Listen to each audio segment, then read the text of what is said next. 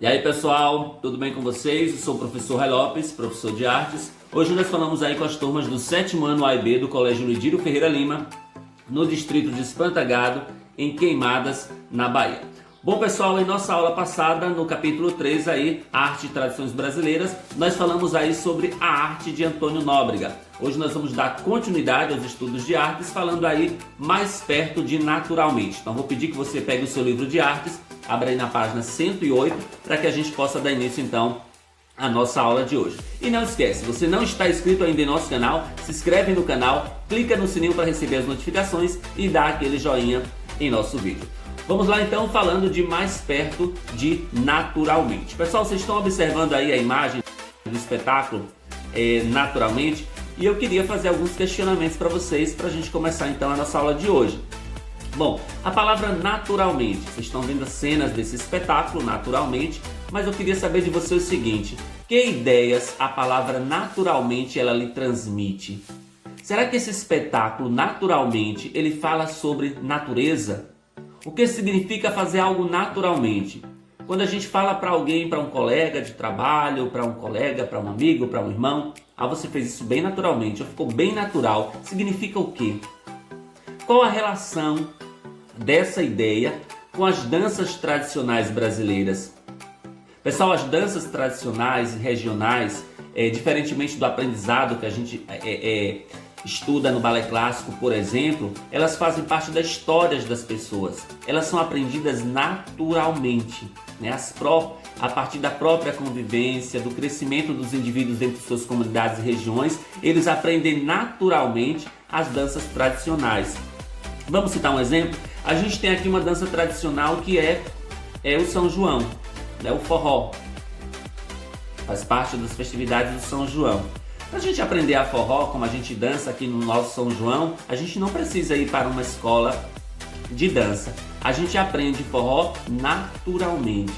E como é se aprender naturalmente? É você observando as outras pessoas a dançar. É uma festividade que faz parte aqui da nossa região, certo? Então a gente aprendendo, olhando para outras pessoas, aquele contato diário com outras pessoas, e até umas pessoas ensinam para outra. É comum que tenha um ou outro que não sabe dançar forró, mas a gente pega lá, 2 para cá, 2 para lá, e vai dançando um shot, um chachado, um baião. Rapidinho a gente aprende a dançar forró naturalmente. Então, todas as danças tradicionais a gente aprende dessa forma, a gente aprende naturalmente, sem precisar ir para uma escola. É óbvio que a gente tem escolas de dança que ensinam a dançar forró, mas você não precisa ir para você aprender o básico do forró. O balé não existe o básico do balé. Bom, então vamos falar então sobre mais perto de naturalmente. Esse espetáculo de dança naturalmente, teoria e jogo de uma dança brasileira, ele é concebido e coreografado pelo artista pernambucano Antônio Nóbrega. E ele faz uma releitura das danças de frevo, das danças como frevo, como congo, jongo, sapateados, danças de orixás, né, que fazem parte das tradicionais festas brasileiras. Entre elas, a exemplo Carnaval, o Pastoril, São João, Folia de Reis, entre outras festividades. Então o que Antônio da Nóbrega faz é uma releitura, né, das danças que já existem, das danças tradicionais que existem aqui no Brasil. Ah, professor, e o que é uma releitura? Releitura, pessoal, é uma prática muito comum, certo, no mundo das artes, aonde, de certa forma, eles fazem o quê? Uma recriação, consiste em recriar uma obra de arte que já existe, óbvio. Ele vai recriar, ele vai reinterpretar essa obra de arte, dando a ela um novo olhar. Exemplo, o frevo, o forró, o carnaval já existe. O que Antônio da Nóbrega vai fazer é uma recriação dessa dança. Ele vai incrementar alguns passos dentro do forró, vai incrementar algumas coreografias dentro do frevo. Ele pode fazer uma mistura ali de forró e de frevo e fazer uma recriação, certo? E fazer essa releitura dessa dança, fazendo incrementos de uma dança com outra. Então ele vai recriar, reinterpretar danças que já existem dentro das festividades tradicionais brasileiras. Esse é o trabalho de Antônio Nóbrega, é fazer uma releitura daquelas danças que já existem, daquelas danças tradicionais que existem aqui em nosso país já. E aí é provável que vocês já conheçam algumas dessas danças que nós mencionamos aqui. O frevo, o forró, o São João, o carnaval. É comum que você já tenha acesso a essas manifestações, a essas danças tradicionais aqui da nossa região, né, esses festejos. E algum deles nós sabemos que acontece aqui na nossa região. A exemplo do frevo, a região Nordeste, a exemplo do carnaval, que é muito forte aqui no Nordeste, especialmente aqui na Bahia, a exemplo do forró, que também é muito forte aqui no Nordeste. Então, no espetáculo Naturalmente, teoria do jogo de uma dança brasileira, Antônio Nóbrega, sua filha Maria Eugênia e sua sobrinha Maria Adib, elas apresentam danças tradicionais como frevo, congo, jongo, sapateado, dança de orixás, só que fazendo essa releitura, essa readaptação, essa criação em cima de algo que já existe, certo? Aí nessa imagem vocês estão vendo aí cenas da atuação do solo de Antônio Nóbrega durante o espetáculo aí Naturalmente em 2009. No fundo a gente vê aí que é possível ver alguns músicos acompanhando essa apresentação, certo? E a gente sabe que os músicos eles são importantíssimos em uma apresentação de dança, né?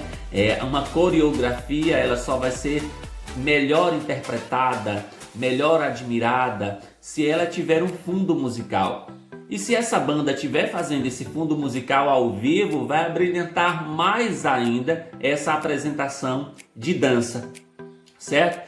Bom, em Naturalmente, nós encontramos atuações solos, né, como essa que nós acabamos de ver aí, de Antônio Nóbrega, onde apenas uma pessoa faz a apresentação, em duetos, como a gente está vendo nessa imagem aí, duas pessoas, aí a filha e a sobrinha de Antônio Nóbrega, e em trios, né, acompanhada geralmente de músicos que tocam instrumentos de corda, de sopro, de percussão e de teclado, para dar, de certa forma, aquele encanto à apresentação de dança desse espetáculo aí. Bom, mas aí vem a pergunta: será que os músicos eles são importantes para as apresentações do espetáculo e para a atuação dos dançarinos? Por que será que são importantes, tanto para o espetáculo quanto para a atuação desses bailarinos, desses dançarinos que estão fazendo parte desta apresentação? Fica esse questionamento que eu vou estar cobrando a vocês depois lá na nossa atividade. Aí nós temos mais uma imagem aí, certo? Nessa imagem aí vocês observam aí já uma apresentação em trio, onde nós temos aí Antônio Nóbrega, sua filha e a sobrinha, aí Antônio Nóbrega, sua filha Maria Eugênia e a sua sobrinha Maria Adib, apresentando aí em trio no espetáculo aí Naturalmente, esse espetáculo aí em 2019, certo? Bom, o multiartista Antônio Nóbrega, quando a gente fala multiartista, pessoal, é um termo que foi criado por ele mesmo, por Antônio Nóbrega, para definir o seu trabalho com múltiplas linguagens artísticas. Ele é bailarino, ele é coreógrafo, ele é musicista, ele toca instrumentos também. Então ele tem, de certa forma, assim, uma múltipla linguagem artística. Ele não é só bailarino, ele não só dança, ele faz a coreografia, ele dança, ele cria espetáculos, ele toca instrumentos musicais dentro da sua apresentação. Então ele se considera um multiartista porque ele tem múltiplas linguagens artísticas dentro da sua apresentação.